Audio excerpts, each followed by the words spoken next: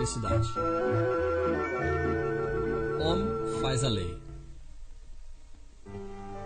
Nós abordamos hoje o degrau superior de nossos altos estudos elétricos. Então, resumamos as coisas para aqueles que não estavam aqui. Assim que, sobre uma fonte de tensão U, medida em volts, ligamos uma resistência R, medida em ohms. Passa uma corrente I. Ei, passa uma corrente I, eu disse. Uma corrente I medida em amperes.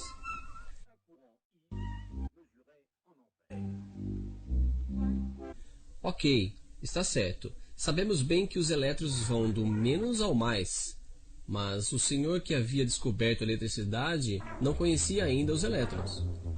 Eles tinham decidido que a eletricidade ia do mais ao menos e tinham baseado toda a fórmula em cima disso. Como nós guardamos a fórmula deles, nós guardamos também o sentido convencional da corrente que eles tinham escolhido. A corrente é a mesma em todo ponto do circuito. Do contrário, isso não seria um circuito. Mas essas três grandezas são excessivamente ligadas. Por exemplo, R é um fixo. Se U aumenta, I aumenta. Se U é fixo, quando R aumenta, nesse caso, I diminui. De forma que, em todo o circuito elementar, assim que um comete qualquer variação, calculamos facilmente a terceira. Isso graças a um pequeno jogo de construção, simplesmente, que nos permite encontrar todas as fórmulas que precisamos.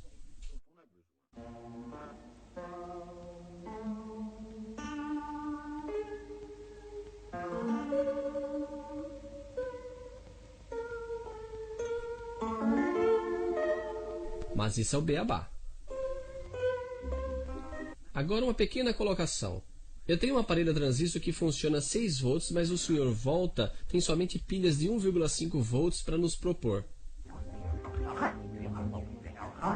Mas eu sei bem que empilhando 4 pilhas no sentido correto, eu terei meus 6 volts e minhas músicas. Eu fiz o que chamamos uma ligação série. As tensões dos geradores se juntam.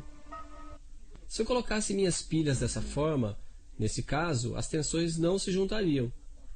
Isso é o que chamamos de ligação em paralelo ou em derivação. Série ou paralelo são os dois modos de ligar geradores em um circuito. Quanto à resistência, é exatamente igual. Há dois modos de ligá-las, em série ou paralelo.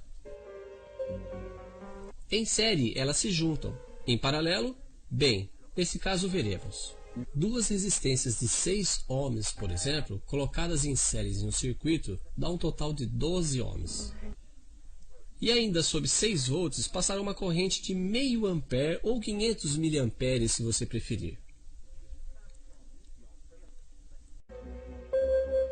Não vale a pena acordar o Sr. Ampere para saber disso.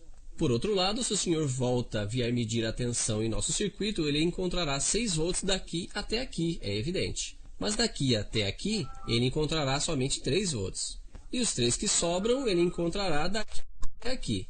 Moral da história: duas resistências iguais em série dividem a tensão por 2. Isso porque nosso truque continua valendo entre os dois pontos quaisquer de qualquer circuito. E as tensões nos terminais, como as chamamos, das duas resistências iguais, percorridas pela mesma corrente, são, evidentemente, iguais.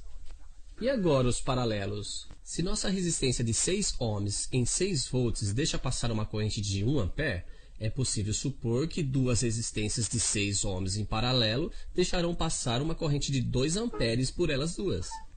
Dessa vez o Sr. Ampere pode vir nos confirmar. Em série, duas resistências iguais compartilham a tensão. Em paralelo, elas compartilham a corrente. E como nosso truque ainda continua válido, podemos calcular que as duas têm a mesma função, que é uma só resistência de 3 ohms. Assim, quando duas resistências iguais são colocadas em série, elas fazem uma resistência total de 2 vezes maior. Colocadas em paralelo, elas fazem uma resistência equivalente de 2 vezes menor. E quando elas não são iguais, o que vocês farão em sua opinião? Você talvez encontre a resposta daqui até a próxima aula.